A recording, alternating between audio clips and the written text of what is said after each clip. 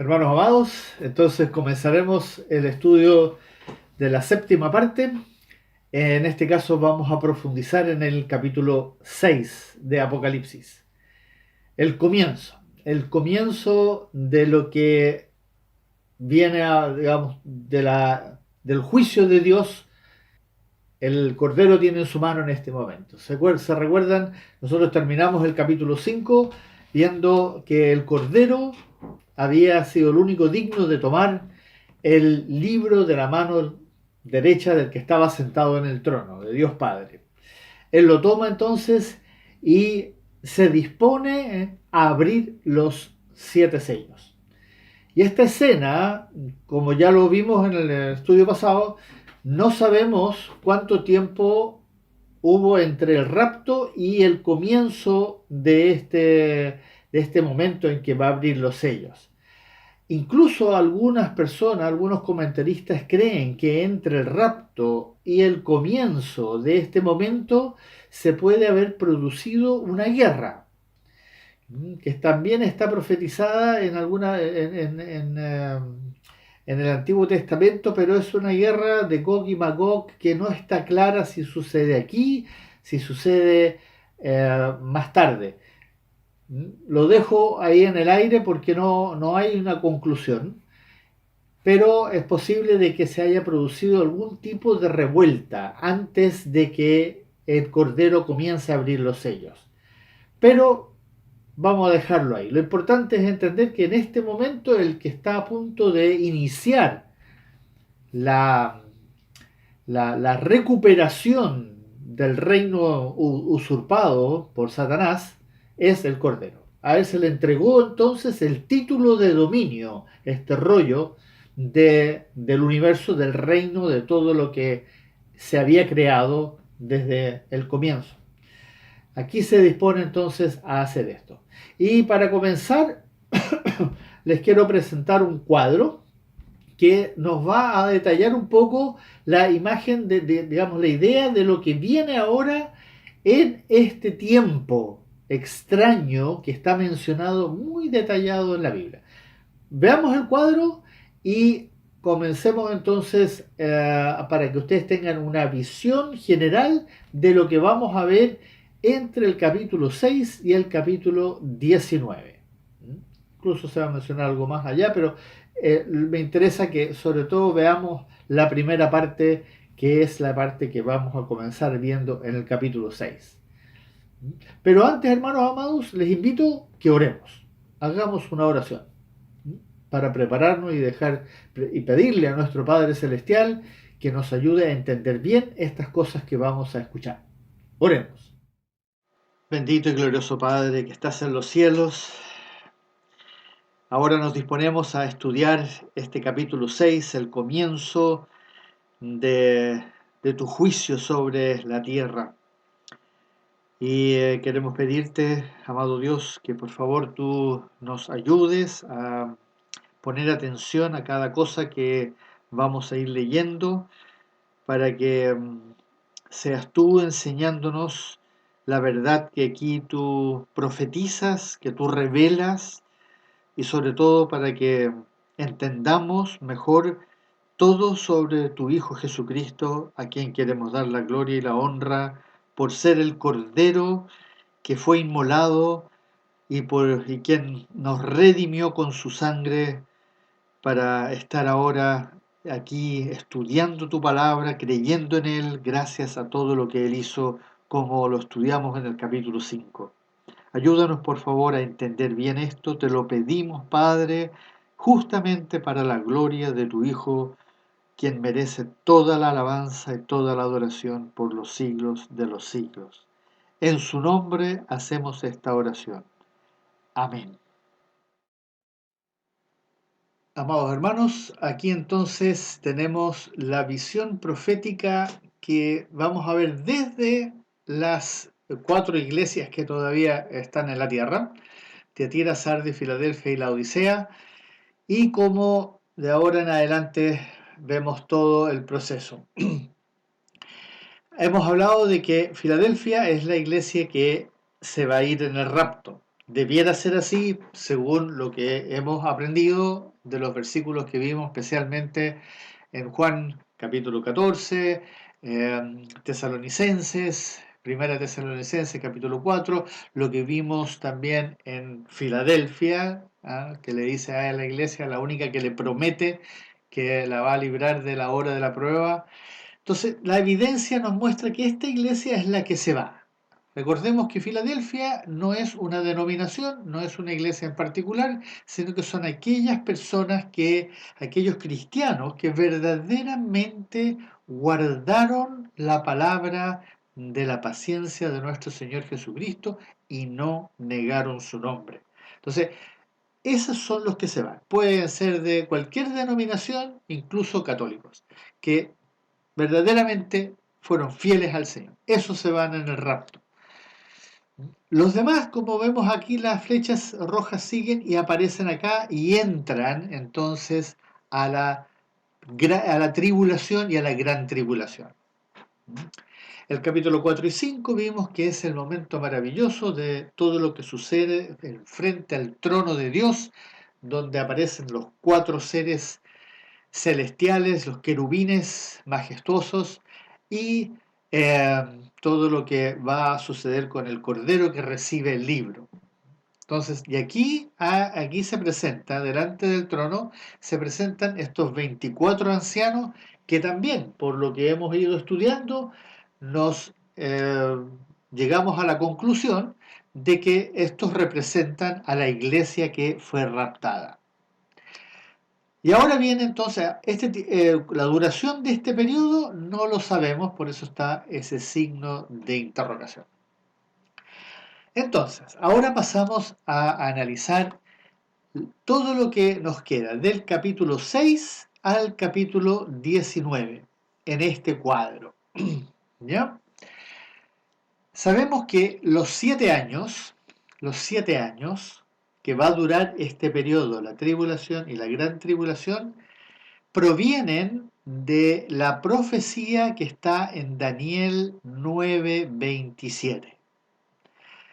En el capítulo 9, del versículo 25, si mal no recuerdo, en adelante, Daniel va a profetizar, del 24, perdón, va a profetizar sobre las 70 semanas. 70 semanas. Pero 69 ya ocurrieron. Y ahora queda la 70ava semana. Una semana queda, que todavía no sucede, que está por suceder. Y esa semana entonces se convierte en 7 años. 7 años quedan todavía por suceder. Y en la Biblia, como ustedes ven acá, se profetiza, se habla de estos 3 años y medio más 3 años y medio. Y esas profecías están aquí, en Daniel 27 y también en Daniel 12:7. ¿Cómo se habla de estos 3 años y medio? Estos 3 años y medio se explican en Daniel 12:7, donde dice que, ¿cómo se explican estos 3 años? Se dice al final que será por tiempo, tiempos y la mitad de un tiempo. ¿Ya? Tiempo, un año, tiempos, 2 años y la mitad de un tiempo, medio año. De esa forma se llegó a la conclusión de que son 3 años y medio. Pero también se habla de 42 meses, y esto en Apocalipsis 11 y 13. Y también se habla de 1260 días. Todo esto simple significa 3 años y medio.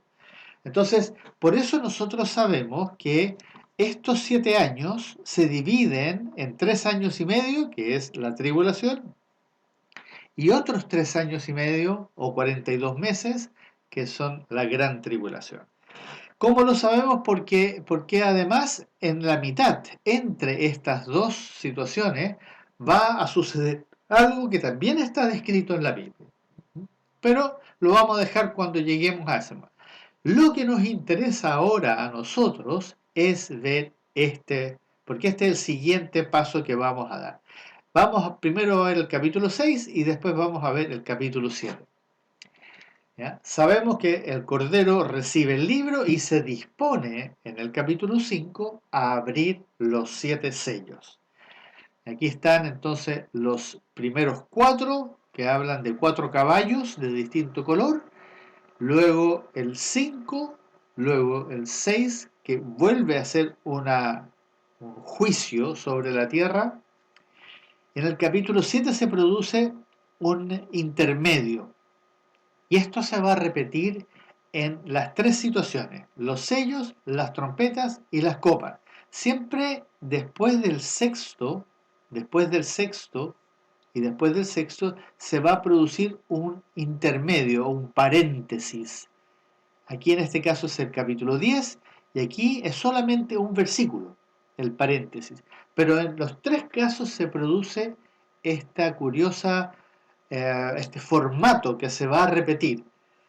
Y eso también nos indica que todo el proceso que está llevando a cabo Dios para retomar el reino es en orden. Todo sigue un orden perfecto. Y nosotros vamos a ver ese orden ahora cuando comencemos el estudio del capítulo 6. Este cuadro entonces nos enseña cómo está ordenado la primera parte, la tribulación, y la segunda parte, la gran tribulación. Algunos eruditos dicen que esto, lo de las trompetas y de las copas, sucede en la gran tribulación. Pero el intermedio es el capítulo 13.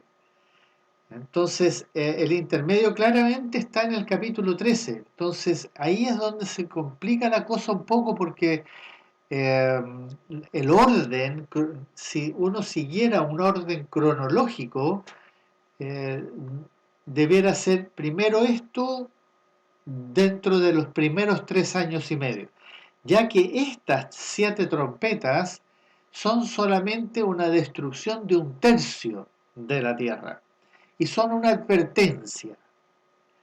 Esa es la conclusión a la cual yo he llegado junto con otras personas que también han estudiado la Biblia, también tienen esa opinión, pero les cuento de que algunos creen que esto y esto sucede todo en la gran tribulación. No sé, ahí en todo caso eh, no es tan importante porque al final lo que va a ser el juicio fuerte es este, porque este es sobre toda la tierra y es muy distinto a esto porque esto es para los que no son creyentes. Hasta antes de esto, teóricamente, murieron todos los que venían aquí, los que pasaron de estas iglesias, los, los escogidos que no estaban bien y los que no que habían creído, porque muchos van a creer durante este tiempo. Y vamos a ver cómo estos aparecen en los distintos capítulos de todos los 7 años, van a aparecer. Pero aquí ya habla al final, esto ya es en el capítulo 16, muy al final, donde va a venir la destrucción casi completa de la tierra y los hombres van a ser afectados y va a quedar un número muy pequeño. ¿Mm? Aquí tienen el cuadro entonces como referencia y les digo, no, si los que están interesados se los puedo mandar por correo electrónico. También se los puedo mandar por los celulares, en realidad por WhatsApp, para que lo tengan y lo puedan revisar cuando ustedes quieran. Bien, hermanos, entonces con esto en mente, vamos al estudio. Hermanos amados, este cuadro que ustedes ven es bastante explícito.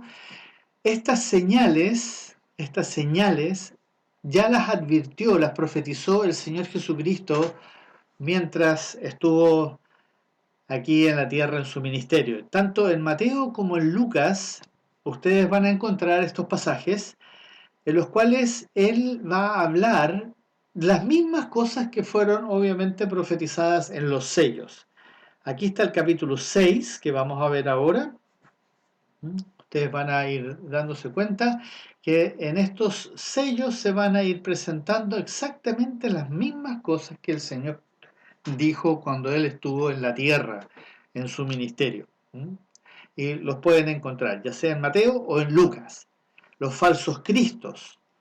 ¿Ah? El versículo 1 y 2, que va a hablar del caballo blanco, del que monta el caballo blanco, ahí está el falso Cristo. Después el caballo rojo va a hablar de las guerras, el caballo negro de las hambrunas. ¿Mm?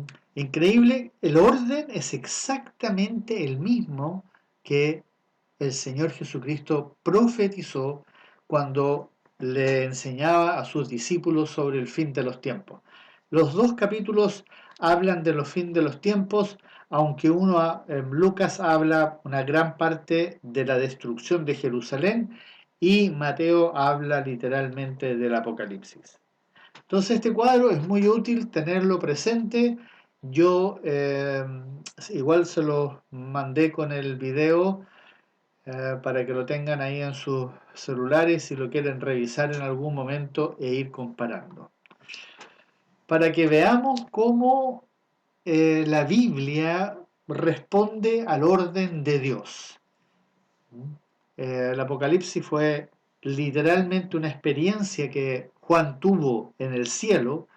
Él vio estas cosas, las oyó. Y esto fue lo que el Señor Jesucristo 100 años antes predicó mientras caminó en la tierra. Entonces, si uno se da cuenta, bueno, casi 100 años, 80 y tantos años antes. En todo caso, esto es lo que impresiona cuando uno ve esto, cómo la Biblia tiene un orden perfecto y las cosas están todas interrelacionadas.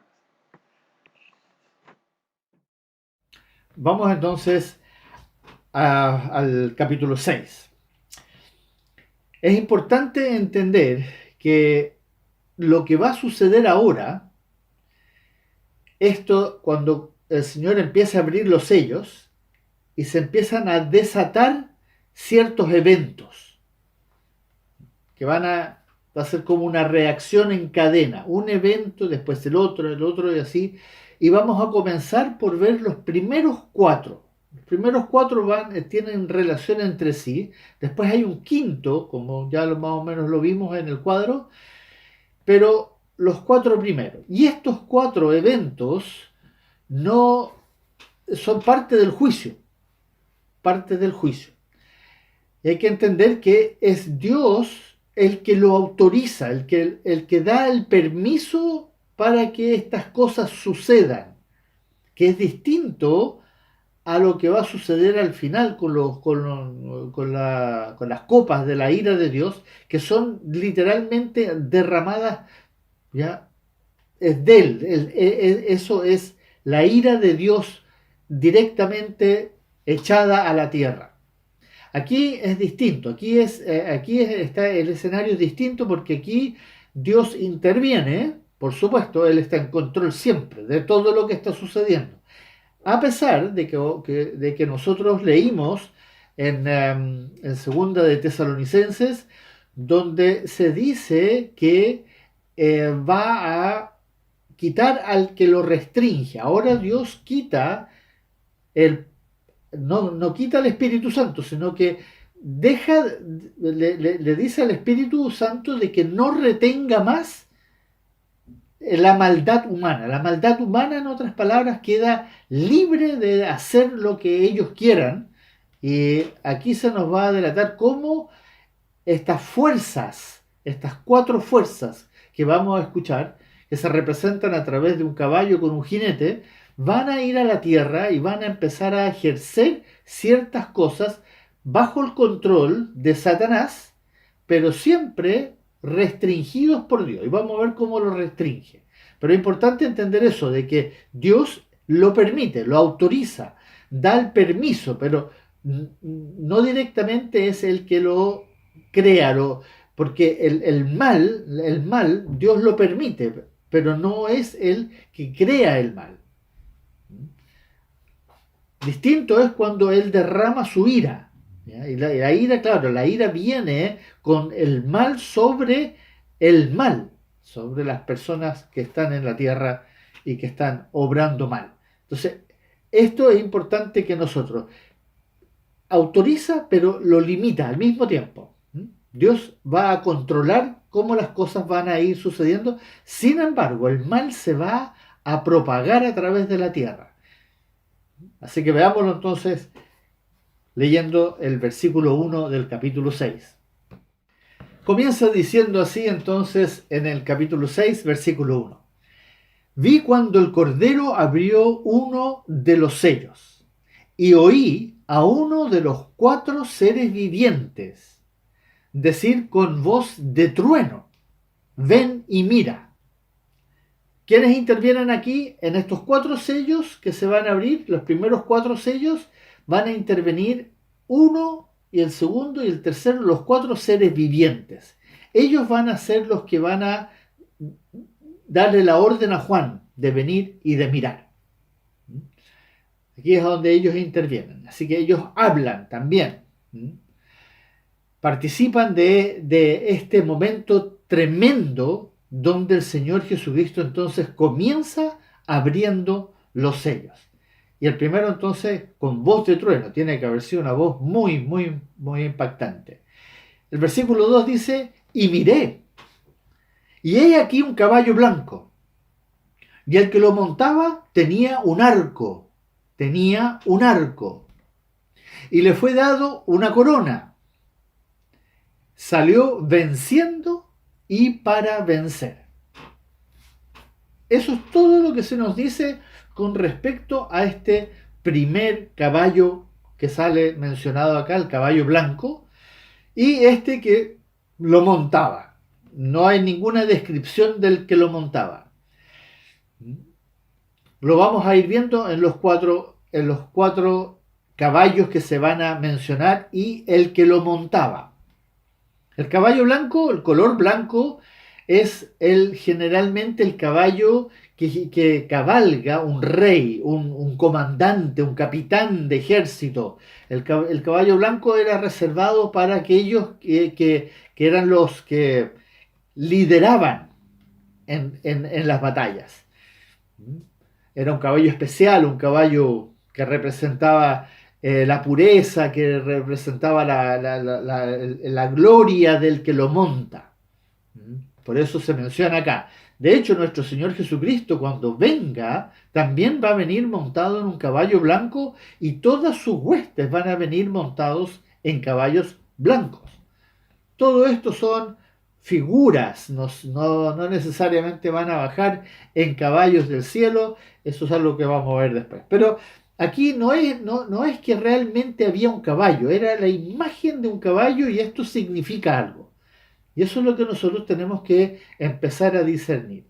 Y del Antiguo Testamento nosotros tenemos entonces también imágenes de caballos en distintas situaciones que representan entonces fuerza, juicio.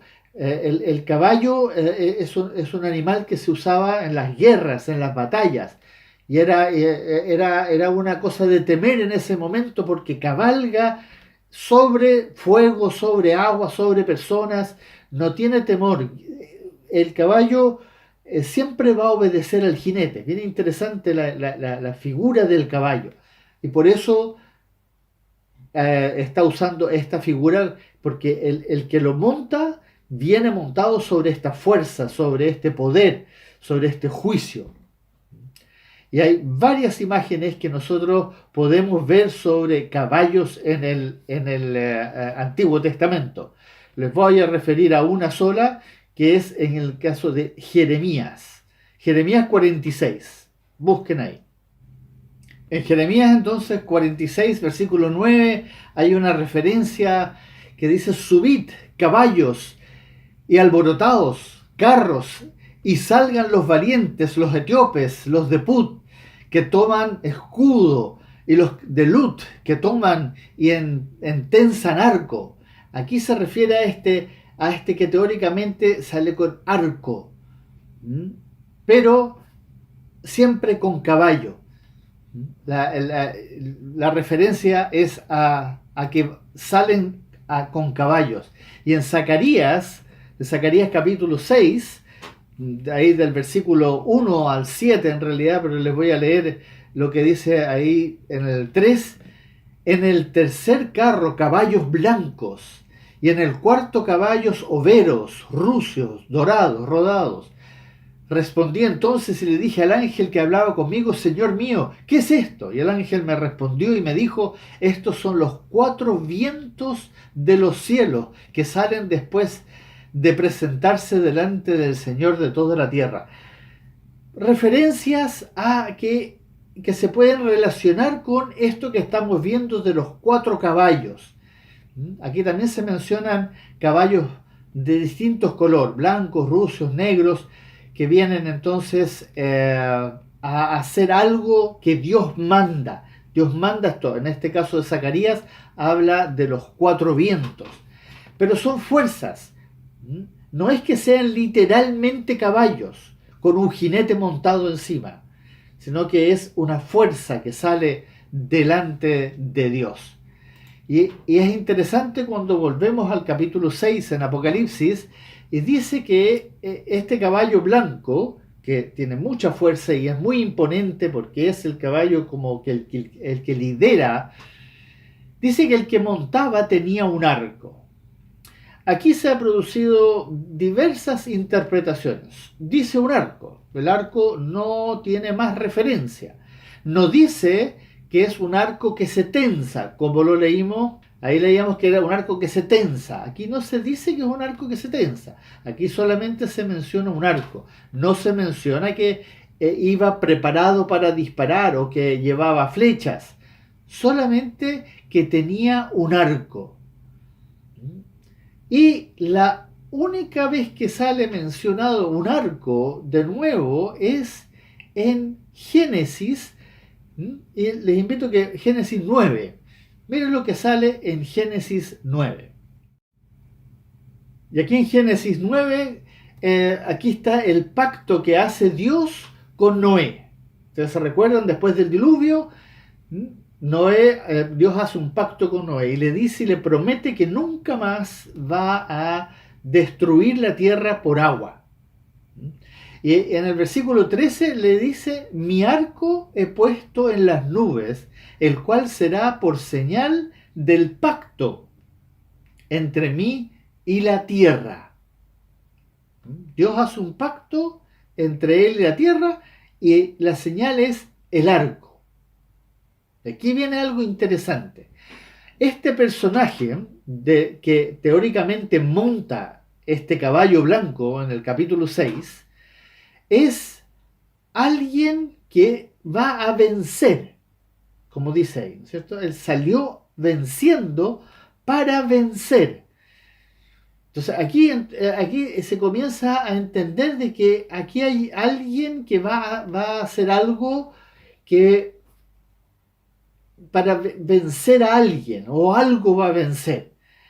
Y a medida que vamos leyendo todo lo que va a suceder del capítulo 6 en adelante, vamos a entender de que este momento del capítulo 6 en adelante comienza cuando se cierra un pacto, como lo dice en Daniel. En Daniel capítulo 9, versículo 27, él profetiza de que va a haber alguien, un hombre, que va a hacer un pacto. Leamos lo que dice en Daniel 9, 27. En Daniel 9, 27 dice, pongan atención a esta primera parte: y por otra semana confirmará el pacto con muchos, y a la mitad de la semana hará cesar el sacrificio y la ofrenda. Después, con la muchedumbre de las abominaciones, vendrá el desolador, hasta que venga la consumación y lo que está determinado se derrame sobre el desolador. Este personaje del cual está hablando aquí es este personaje del cual se habla mucho en el Nuevo Testamento y en el Antiguo Testamento. Muchas formas se mencionan de este personaje que en algún momento va a aparecer. Y aquí se nos presenta que cabalga sobre este caballo, el que monta al caballo blanco.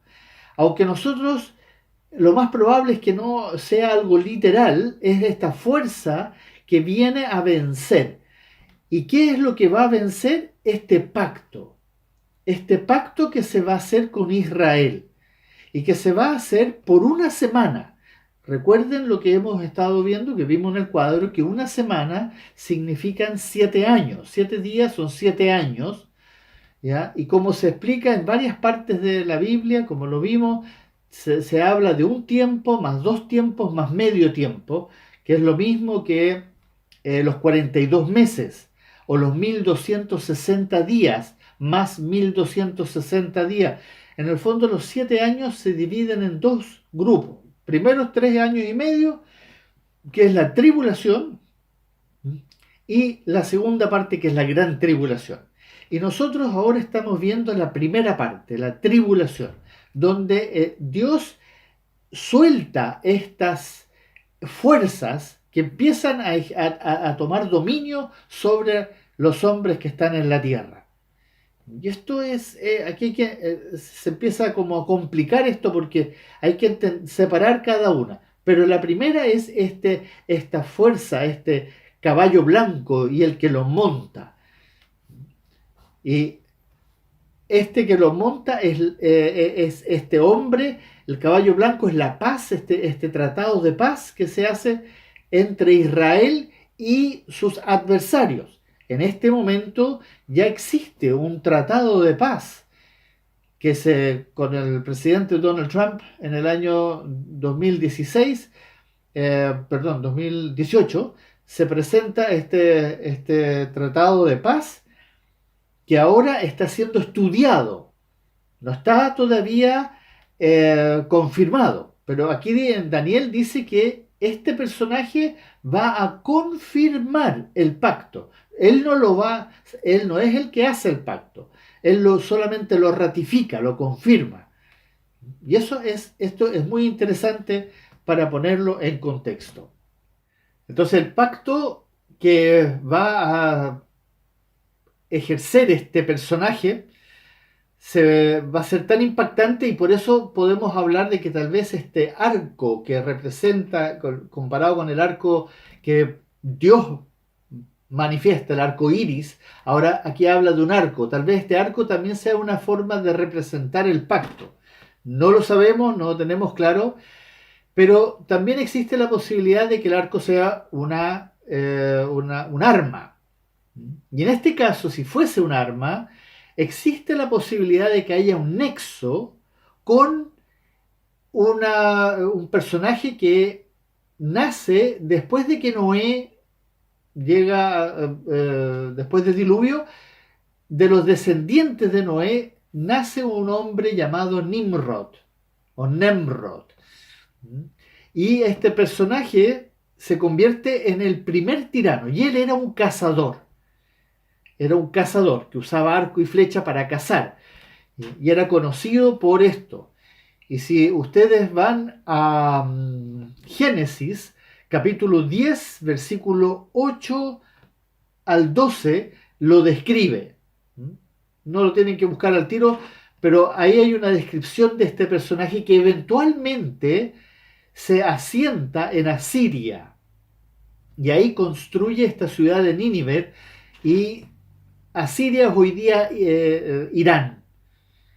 Y este personaje se convierte, en ese tiempo era el tirano más grande, el más poderoso de la tierra, y es como un representante del que puede venir ahora, que también va a llegar a ser el hombre más poderoso de la tierra, como nunca antes lo ha habido. Y para leer un texto que nos describe a este personaje, les invito que vayan a Segunda de Tesalonicenses, capítulo 2.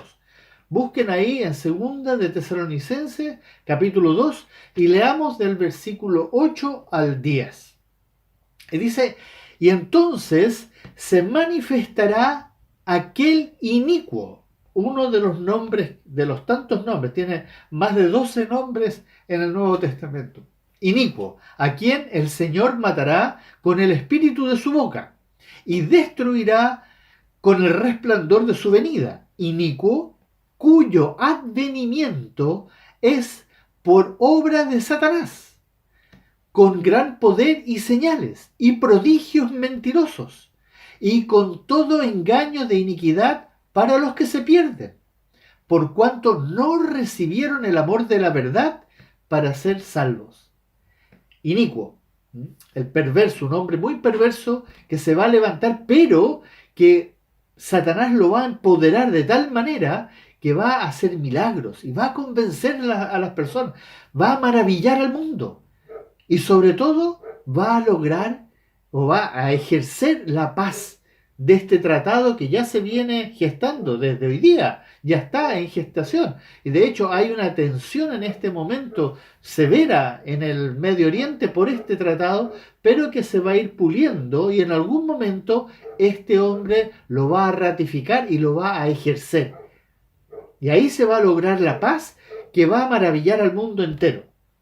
Ahí se describe entonces a este personaje inicuo.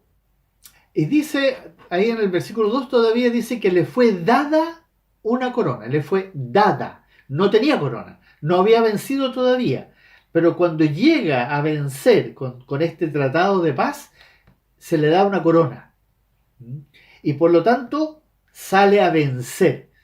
¿Ya? Venciendo. ¿Cómo vence? Vence con este tratado de paz y convence al mundo. Y el mundo va a caer a sus pies, completamente maravillado. Pero vamos a ver lo que viene después, porque hay un grupo que no está contento con esto. En todo caso, él sale a vencer y esta corona no es una corona de rey, sino que es una corona de vencedor. Estas típicas, con las mismas que tienen los 24 ancianos que hablamos, que esta corona de laureles que se le daba a los que competían. Es una corona Stéphanos en griego, no diadema. Diadema es la corona de rey que tiene los brillantes. Y salió a vencer. Veamos entonces lo que viene ahora. Leamos el siguiente sello que se va a abrir. Versículos 3 y 4. Cuando abrió el segundo sello, Jesucristo abrió el segundo sello, oí al segundo ser viviente que decía, ven y mira. Le dice a Juan, ven y mira. Versículo 4. Y salió otro caballo, bermejo, color rojizo, rojo. Y al que lo montaba le fue dado poder de quitar, de la tierra la paz. Atención a eso. Y que se matasen unos a otros. Y se le dio una gran espada. Aquí entonces vemos al segundo, que sale como consecuencia. ¿Cuánto tiempo después del primero? No sabemos. Estos 4 sellos, los primeros 4 sellos, no sabemos la distancia de tiempos. Lo que sí sabemos es que esto pasa en los primeros 3 años y medio, en la tribulación. Aquí estamos hablando de la tribulación. Aquí todavía Dios está permitiendo que el mal se propague. No lo está generando como va a ser en las copas. Aquí solamente lo está permitiendo. Y es importante que siempre entendamos eso. Le está dando libertad, rienda suelta. Porque ustedes saben que en segunda de Tesalonicenses, en el capítulo 2, en el versículo 7, justamente dice, capítulo 2, versículo 7, segunda de Tesalonicenses, dice, porque ya está en acción el misterio de la iniquidad, solo que hay quien al presente lo detiene, hasta que él a su vez sea quitado del medio. Y ahí viene esto que Dios en un momento va a quitar la restricción. El Espíritu Santo en este momento está obrando y restringiendo, deteniendo que el mal se salga de sus casillas, que se salga totalmente fuera de control. Y eso es interesante para entenderlo, porque va a llegar el momento en que el Espíritu Santo va a dejar que el mal se salga de control literalmente. Pero lo interesante aquí, que dice aquí en el versículo 4, es que al que montaba a esta fuerza, se le dio poder para quitar la paz. Y ahí está la prueba de que había paz. Se había logrado paz, como dice en el que montaba antes, logró esta paz y venció, y estaba el mundo bajo su control. Pero aquí viene esta otra fuerza, este otro que monta, este caballo rojo que representa entonces la guerra, la sangre. Y este entonces quita la paz. ¿Qué paz? La paz que había entre Israel y las naciones que se le oponen, que son las naciones musulmanas, liderado por los palestinos. Y ese problema ha existido desde que Israel volvió a la tierra prometida. Año 1955 más o menos, 58 en adelante, Israel domina una parte del territorio que hasta ese momento era palestino, pero es la tierra prometida por Dios. Y ahora está, pero cuando logren este tratado que se está gestando en este momento, y es para que Jerusalén vuelva a ser la capital de Israel, lo cual está en este momento en gestión y ya está siendo reconocido por varias naciones.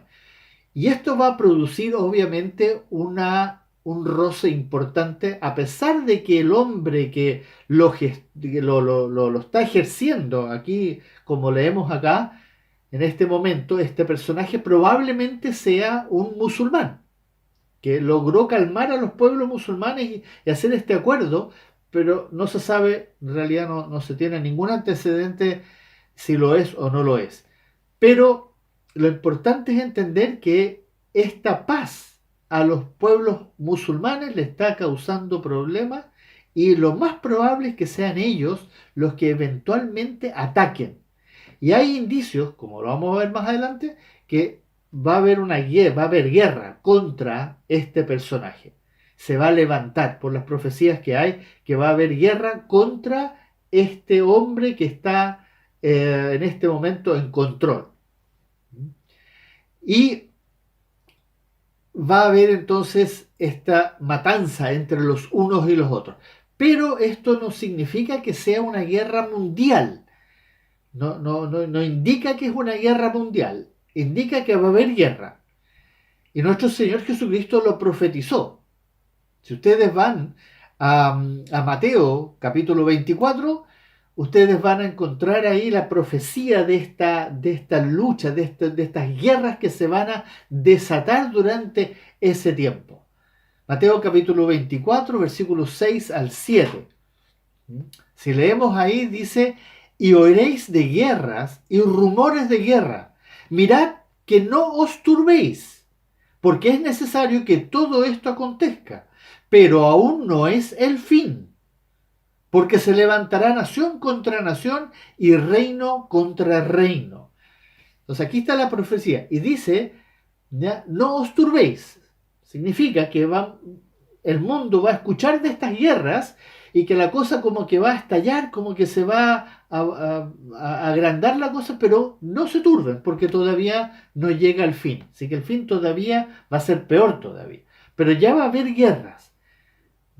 Y estos reinos, acuérdense que en el mundo musulmán hay reinos, reinados de los árabes que reinan, y distintas naciones que van a entonces entrar en conflicto. No sabemos qué naciones son, no se especifica, pero sí se va a levantar una guerra donde va a haber muerte.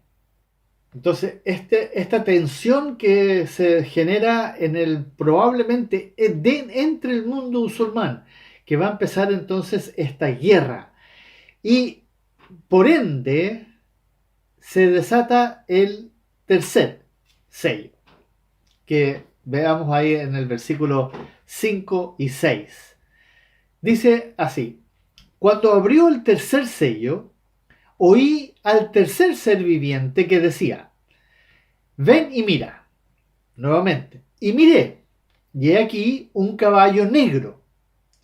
Y el que lo montaba tenía una balanza en la mano. Y oí la voz de en medio de los cuatro seres vivientes que decía: 2 libras de trigo por un denario y 6 libras de cebada por un denario, pero no dañes el aceite ni el vino. Aquí viene esta consecuencia de lo anterior. Una guerra, por lo general, lleva a la hambruna. Hay necesidad, hay la gente, todo está destruido y por lo tanto la gente comienza a tener hambre. ¿Ya? El color negro del caballo significa entonces hambruna. Nosotros eso lo sabemos porque en el Antiguo Testamento el color negro representaba generalmente hambruna. Y para un ejemplo podemos ir entonces, si ustedes van a Lamentaciones, ahí hay una expresión que habla justamente de una hambruna y cómo lo representa. Lamentaciones capítulo 4, versículos 8 y 9. Lamentaciones 4, 8 y 9 dice: oscuro más que la negrura es su aspecto. No los conocen por la calle, su piel está pegada a sus huesos, seca como un palo. Más dichosos fueron los muertos a espada que los muertos por el hambre, porque estos murieron poco a poco por falta de los frutos de la tierra. Una representación horrible de la hambruna. Y que llevó a la gente a hacer algo espantoso. Pueden leer más el versículo 10, que es espantoso pensar que se llegaron a comer a los propios hijos. Pero aquí está entonces la negrura representada como la hambruna, la desesperación de la hambruna. Y el que lo montaba tenía una balanza en la mano. No le fue dada, la tenía. Entonces representa que algo que vamos a leer en el versículo 6. La voz que estaba en medio de los cuatro seres vivientes. ¿Quién es el que está en medio de los cuatro seres vivientes? Dios. Aquí sabemos que es Dios el que está hablando. Y Dios entonces le va a decir a este que montaba, a esta fuerza, le va a dar una orden de que cómo se tiene que repartir la comida. 2 libras de trigo por un denario y 6 libras de cebada por un denario. Un denario representa la paga de un día. Significa que la gente tenía que, lo único que recibían a cambio de su trabajo, de lo que podían hacer, era un pan. Ya sea o harina o cebada para hacerse un pan. Eso es todo lo que recibían. No recibían dinero, no recibían. Así que todo era por medida, era dado en cantidades justas. Lo curioso es que dice: no dañes el aceite ni el vino. No hay una explicación clara al respecto y distintas opiniones entre los distintos comentaristas y especialistas en Apocalipsis, pero no hay un consenso. ¿Qué es lo que significa realmente esto de que no dañes el aceite ni el vino?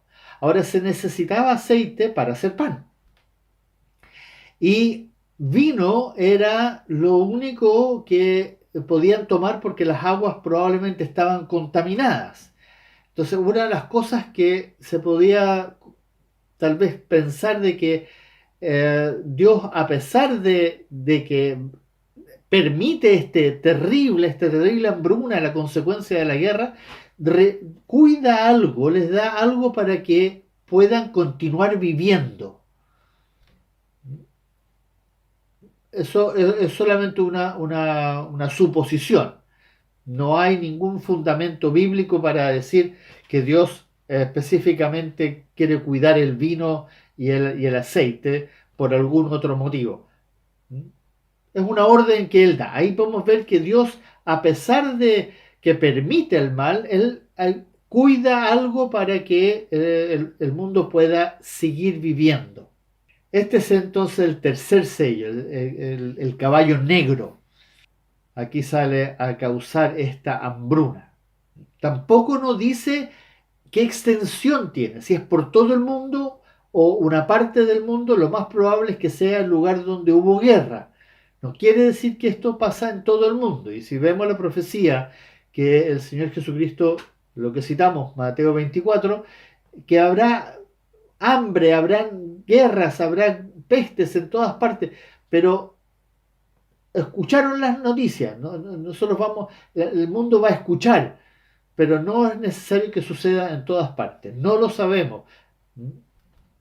Por lo que va a venir más adelante, lo más probable es que sea en un lugar específico, alrededor donde está la guerra, que lo más probable es que sea en el Medio Oriente, como lo ha sido hasta el momento. Donde más guerra hay es en los países musulmanes alrededor de Israel.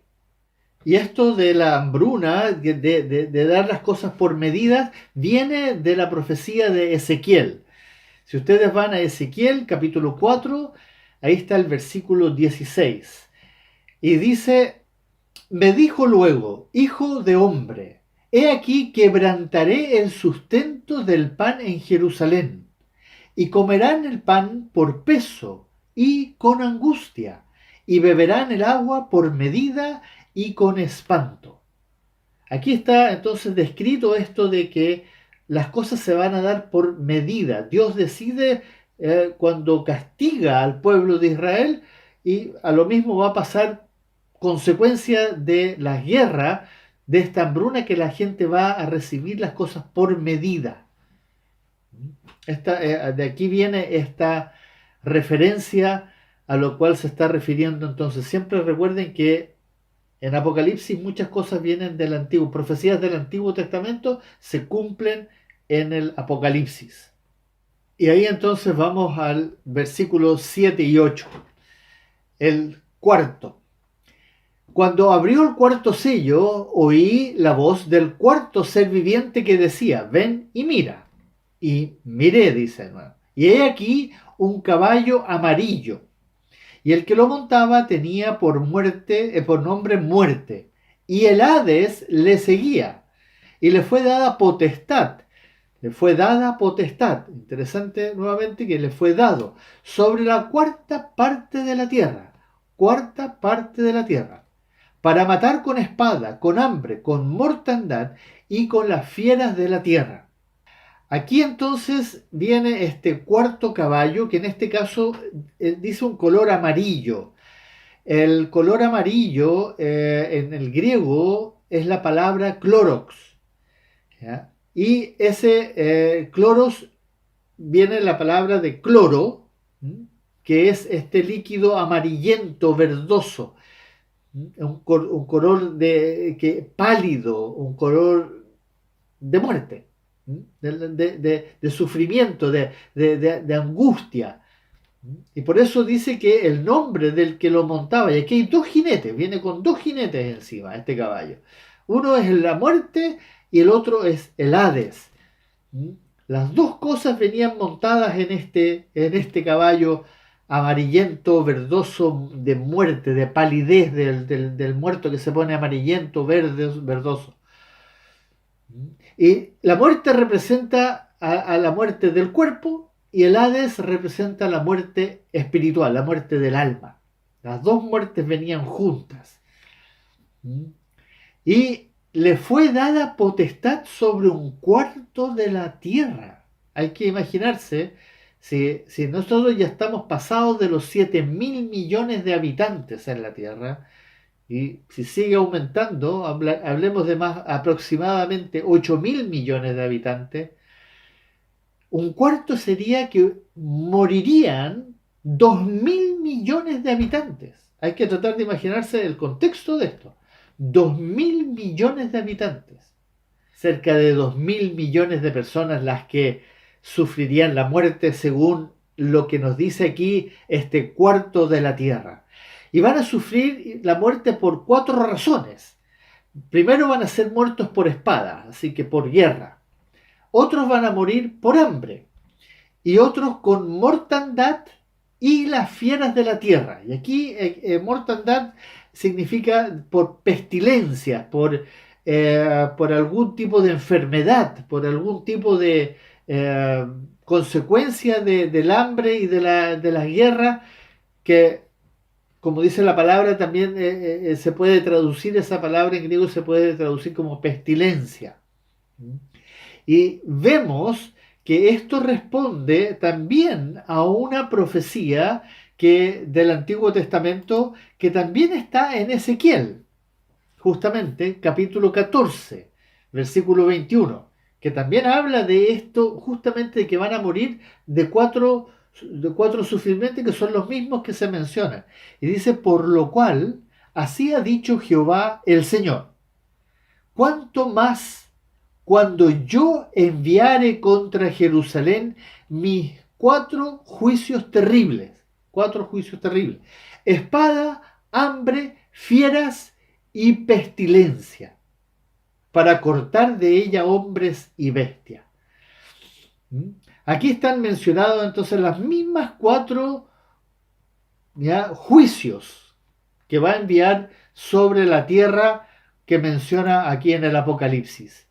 ¿Mm? Dice espada, hambre, mortandad, pestilencia y fieras de la tierra. Fieras de la tierra, claro, pueden ser animales que maten a otros animales y tal vez algunos hombres. No sabemos exactamente, no hay una referencia exacta con respecto a eso, pero también pueden ser microorganismos. No nos olvidemos que una de las peores fieras que ha atacado al hombre son microorganismos.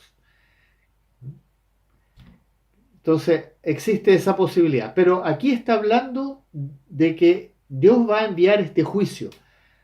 Después de la guerra, después de la hambruna, además de eso viene esta otro juicio sobre los seres humanos y sobre un cuarto de la población del mundo.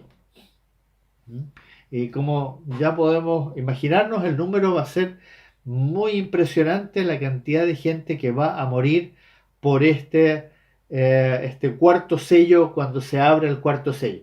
Hasta aquí estamos hablando de los 3 años y medio de la tribulación. Todavía, ¿no? Este es el principio. Esto es una secuencia, no significa que una cosa va a suceder exactamente detrás de la otra. No sabemos cuántos años hubo paz. La tierra, los seres humanos gozaron de la paz y se deleitaron con eso hasta que finalmente se desata la guerra. ¿Cuánto dura la guerra? Tampoco lo sabemos. Puede durar meses, tal vez un año, no lo sabemos. ¿Cuánto dura la hambruna? Tampoco no lo sabemos. Pero todo esto se está desatando en de los 3 años y medio de la tribulación. Y obviamente en este periodo muere todo tipo de personas, incluso los que van a ser salvos. Y es lo que nosotros hemos estado diciendo también cuando estudiamos, ¿se acuerdan el capítulo 2 y 3 de las 7 iglesias que dijimos que de las 4 iglesias que quedan en la tierra todavía, la Tiatira, Sardis, Filadelfia y la Odisea, que representan distintas también denominaciones, 3 de ellas no se van a ir en el rapto, solo una se va en el rapto. Y las otras 3 pasan a la tribulación. Y son cristianos. Todos los que mueren durante este tiempo también son escogidos. También son predestinados. También están escritos en el libro de la vida. Pero sin embargo, pasaron a este tiempo porque no guardaron la palabra de la paciencia de nuestro Señor y no confesaron su nombre, no fueron fieles al Señor.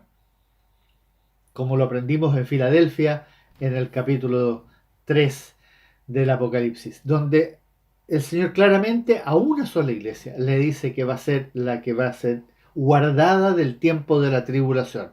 Las otras 3 pasan y esos son los que se van a ir convirtiendo porque claro, se dieron cuenta que lo que habían leído en la Biblia era cierto y ellos mismos no fueron fieles, ahora son fieles y fieles hasta la muerte. Y aquí vemos que ellos murieron.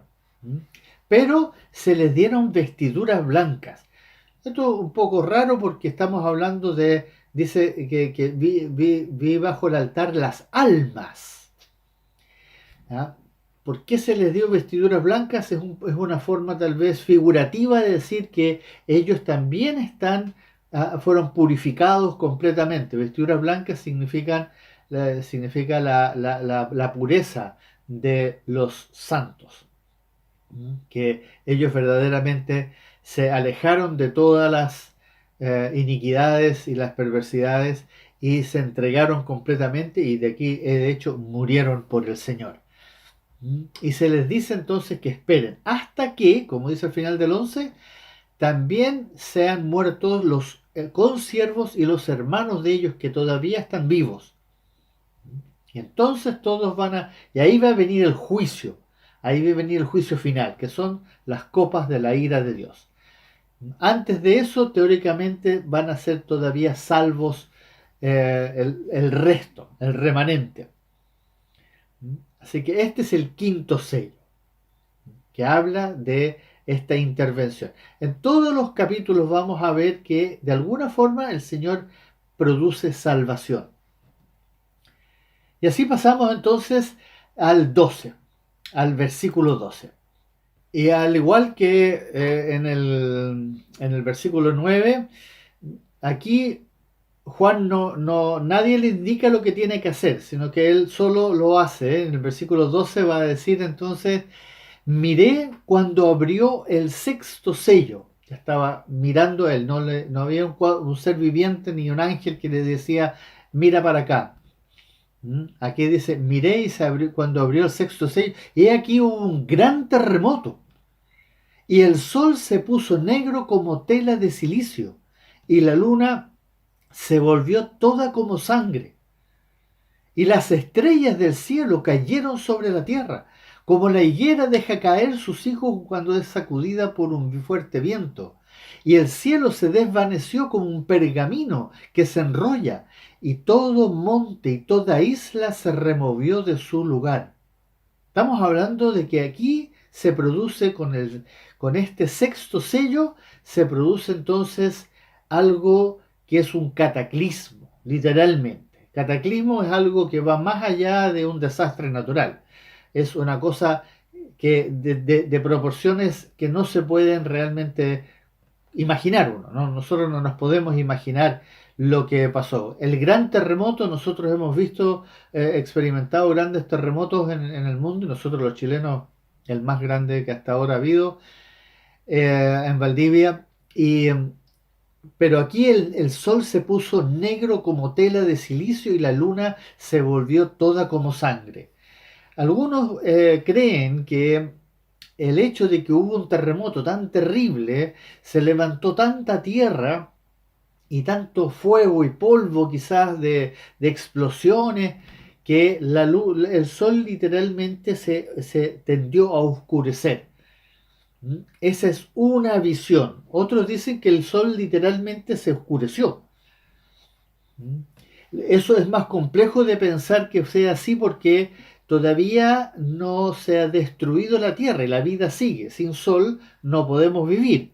Entonces, es lo más probable que estemos hablando de que esto es algo que, efecto del terremoto, se debe haber producido algún tipo de nube que oscureció el sol y que también le cambió el color a la luna.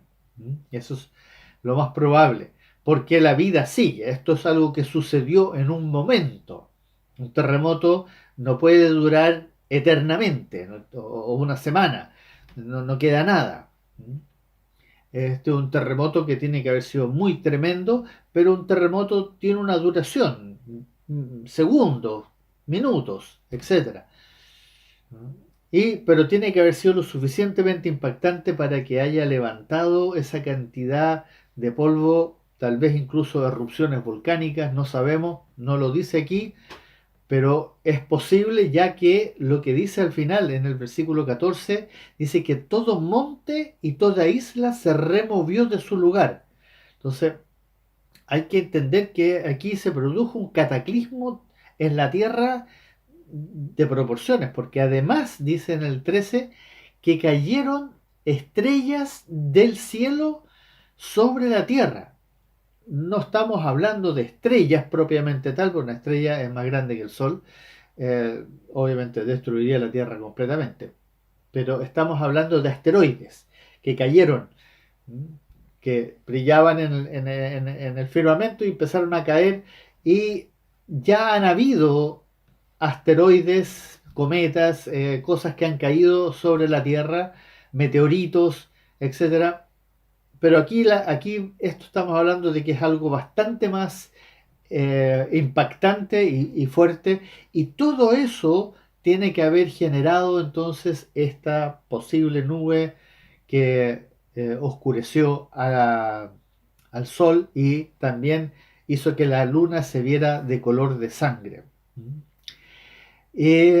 Lo que es más complejo de explicar es el versículo 14, donde dice: y el cielo se desvaneció como un pergamino que se enrolla, como un pergamino, sí, tratando de explicar. Recuerden que en Apocalipsis muchas veces va a usar esta forma figurativa de hablar. Entonces es como un pergamino, no literalmente que se enrolló, pero sin embargo nosotros tenemos en profecías antiguas donde dice justamente algo similar.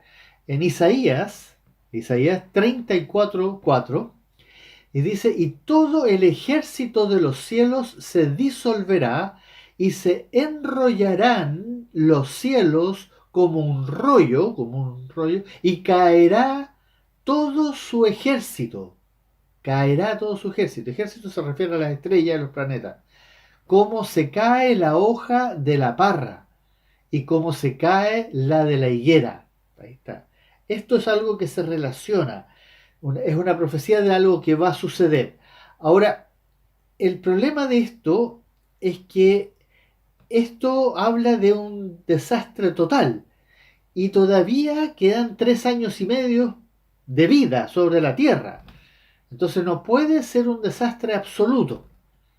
Ahí viene la pregunta, si esto es algo que está hablando de los tiempos, eh, digamos, más allá. Es una profecía dentro de la profecía, de algo que va a suceder más tarde. Porque no se habla de en qué lapso de tiempo están sucediendo las cosas. Sabemos que la primera parte, los primeros 4 sellos, suceden en los 3 primeros años, 3 años y medio de la tribulación.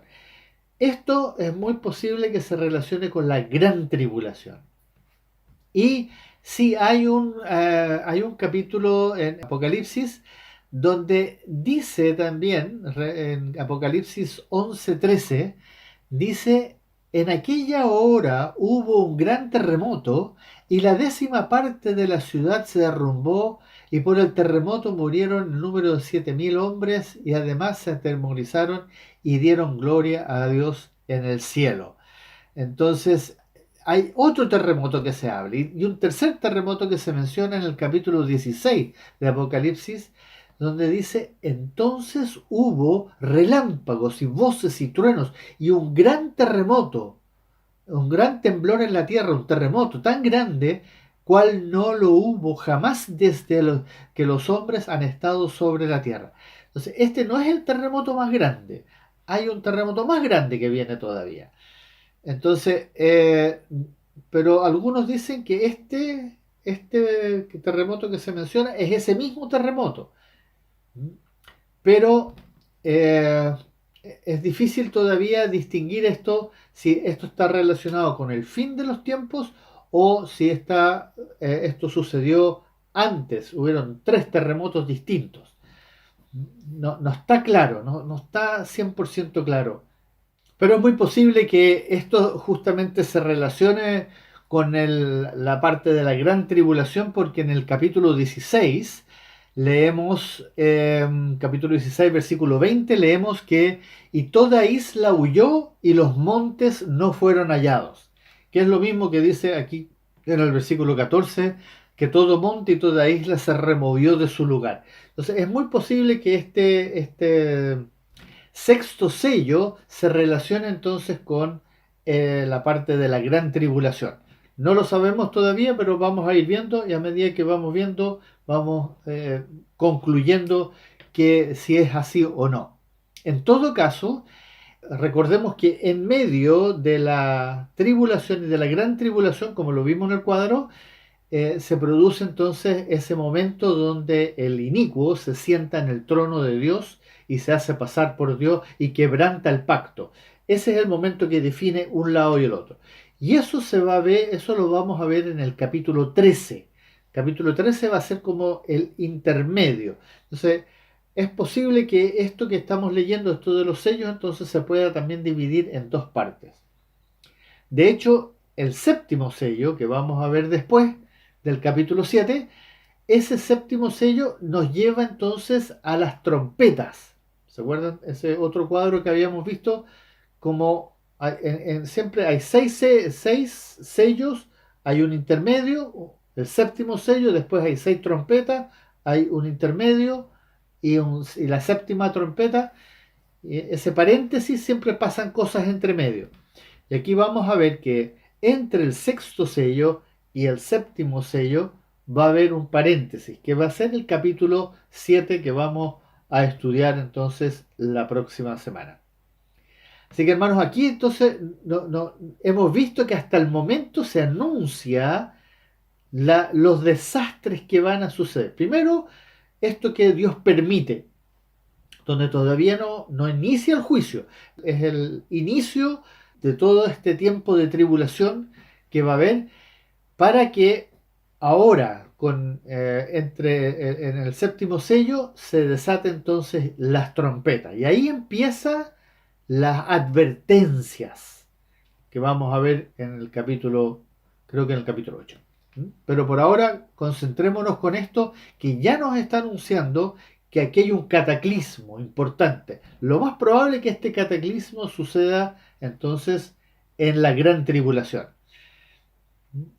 Pero nos queda todavía el versículo 15 al 17. Y así, hermanos amados, llegamos entonces al versículo 15, 16, 17.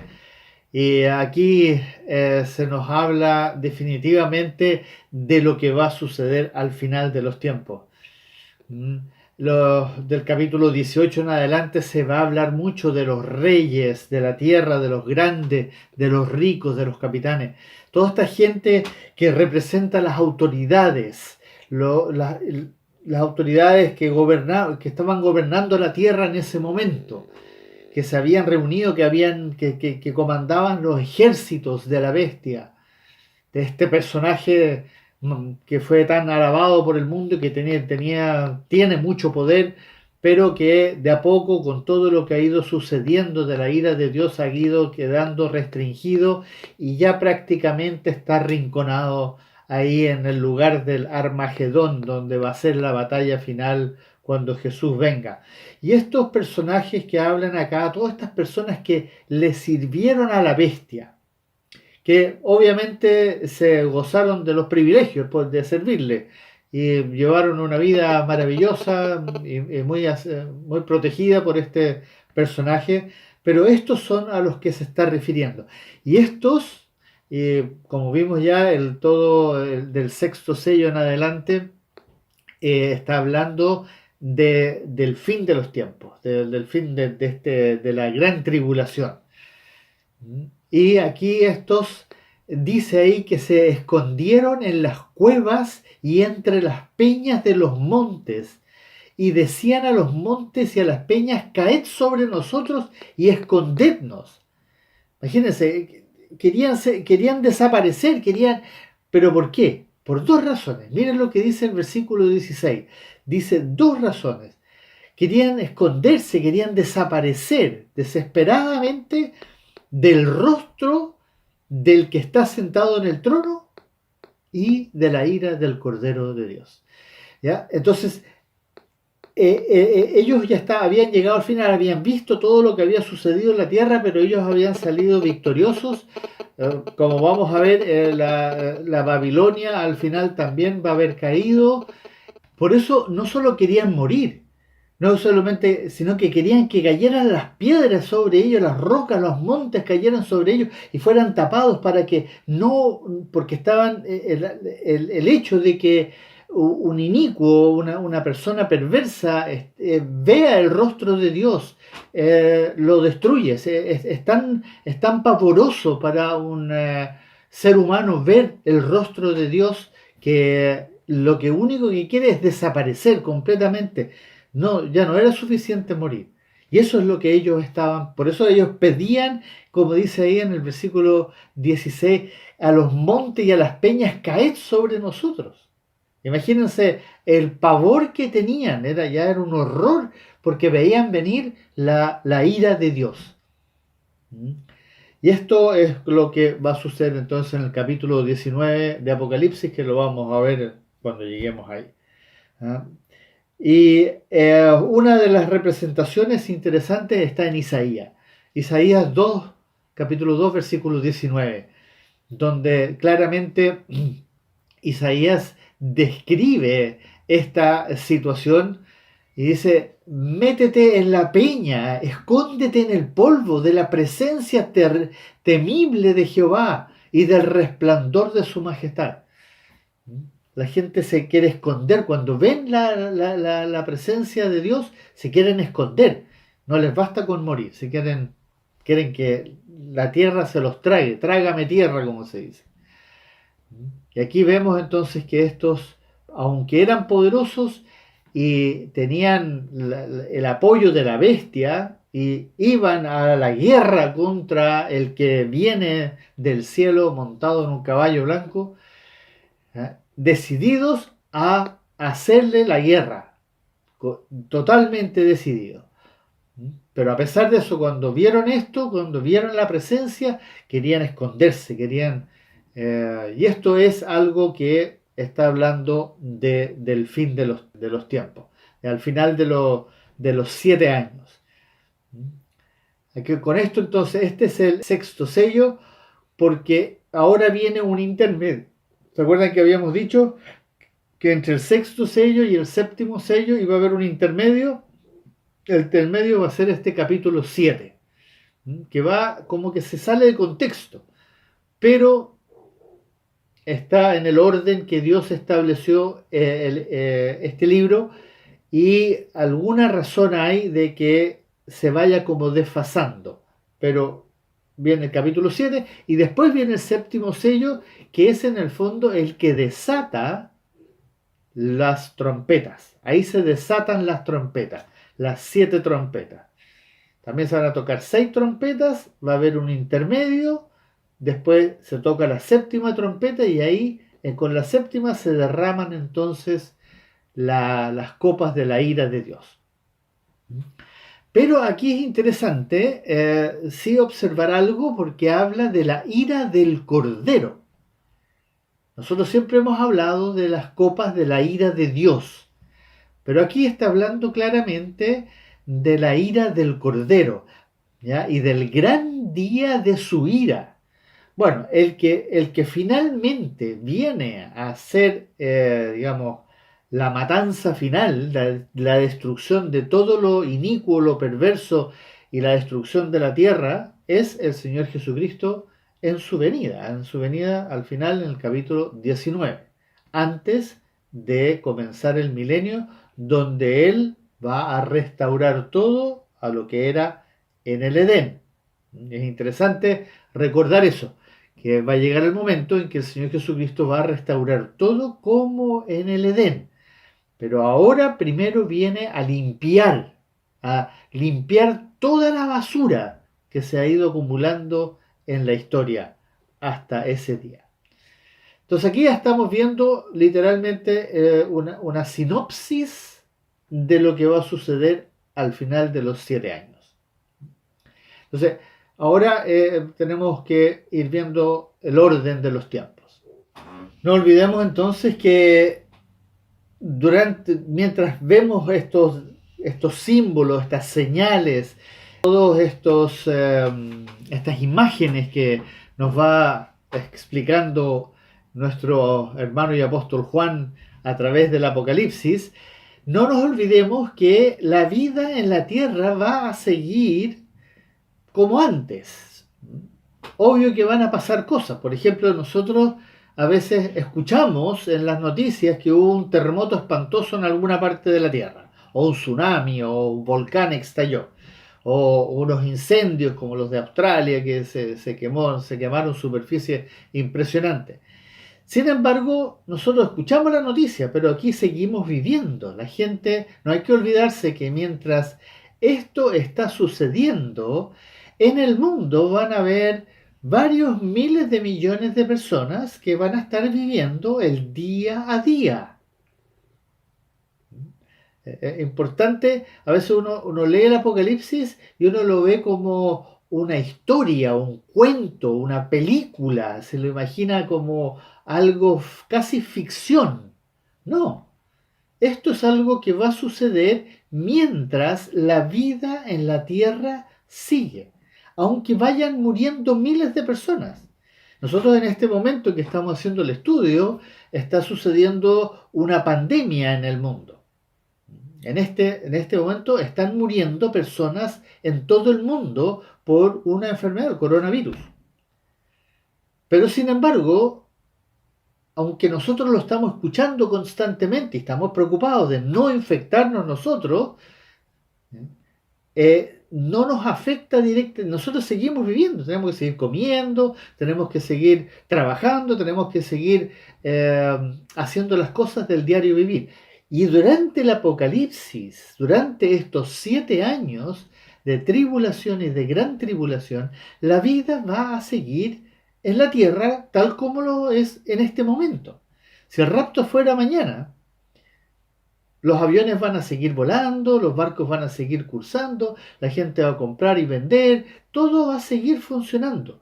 Mientras empieza Dios a manifestar y empieza a advertir que viene este momento escatológico. Escatológico significa el fin de los tiempos. La gente claro, muchos van a empezar a leer la Biblia y van a empezar a preguntar y van a decir qué está pasando y la gente, algunos van a reaccionar y van a empezar a darse cuenta de que efectivamente se abrió el primer sello, porque apareció este hombre que es maravilloso, que hace la paz y la gente va a empezar a decir, ah, eso decía la Biblia y van a empezar a reaccionar. Después se va a abrir el otro sello y va a empezar a haber una guerra. Y van a decir, pero también están los otros, los que no creen, los que van a tratar de darle una explicación. Entonces, es bien interesante cuando uno se pone en el contexto, porque a veces hemos visto películas y algunas historias, pero esto no es una película, esto es una realidad, esto es algo que va a suceder mientras la vida sigue. Van a nacer bebés, van a haber matrimonios, se van a casar la gente, pero va a empezar a suceder algo que va a ser cada vez más complejo. Así que hermanos, los quiero dejar con esa reflexión de que esto hay que verlo puesto sobre la realidad del mundo que sigue funcionando tal como seguimos funcionando. Va a haber industria, va a ir a trabajar, van a ir al colegio, todo va a seguir, los políticos van a seguir debatiendo, pero enfocados ya en este personaje y en las cosas que van a ir sucediendo, que van a ser impactantes, por supuesto, van a ser muy impactantes, pero no es como algo separado del mundo, sino que esto es en medio de la sociedad. Y es ahí donde van a haber algunos que van a despertar y se van a dar cuenta de que esto verdaderamente estaba profetizado y van a creer. Y ahora estos que creen son los que van a empezar a sufrir persecución. Lo vamos a conversar en el próximo estudio. Vamos a seguir manteniéndonos en esta realidad. Hermanos amados, les invito a que oremos y le agradezcamos a nuestro Padre Celestial, a nuestro Señor Jesucristo, por revelarnos esta verdad. Oremos. Bendito Señor, oh bendito Señor, después de haber escuchado cómo tú abriste los 7 sellos, queremos postrarnos delante de ti y agradecerte por enseñarnos esta verdad y entender cómo tú vas a hacer juicio, cómo tú con toda la autoridad, el poder y la fuerza y la alabanza y la adoración de todos los que están en el cielo, recibes entonces esta autoridad para abrir estos 7 sellos que ahora nos llevan a entender cómo vas a ejercer tu poder y recuperar tu reino y retomarlo y establecerlo para luego venir a reinar durante esos 1000 años aquí en la tierra. Te queremos alabar, oh Señor Jesucristo. Tú eres nuestro buen pastor, tú eres nuestro Señor, tú eres nuestro Dios y queremos con todo agradecimiento recibir estas palabras que tú nos has enseñado hoy día. Gracias por esto. A ti sea la gloria y la honra por toda la eternidad y para siempre. En el nombre tuyo oramos, oh Señor Jesucristo. Amén.